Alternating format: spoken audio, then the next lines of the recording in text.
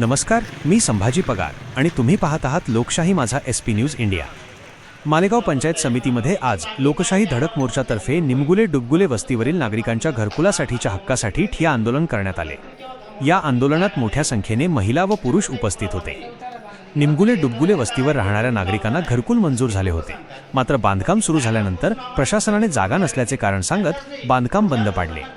एका बाजूला गावाजवळ 9 ते 10 एकर गावठाण जमीन उपलब्ध असताना देखील घरकुल नाकारले जात असल्याने नागरिकांमध्ये संतप्त प्रतिक्रिया उमटली आहे। तसेच वस्तीवर पिण्यासाठी पाणी आणि विजेची सोय नसल्याने नागरिक अनेक समस्यांना तोंड देत आहेत। या सर्व प्रश्नांची दखल घेत लोकशाही धडक मोर्चाचे संस्थापक शेखरदादा पगार यांनी मालेगाव पंचायत समितीमध्ये ठिय्या आंदोलन केले। प्रशासनाने संबंधित अधिकाऱ्यांची बैठक उद्या बोलावली असून या बैठकीत नागरिकांच्या समस्यांवर योग्य ती तोडगा काढण्याचे आश्वासन दिल्यानंतर आंदोलन स्थगित करण्यात आले।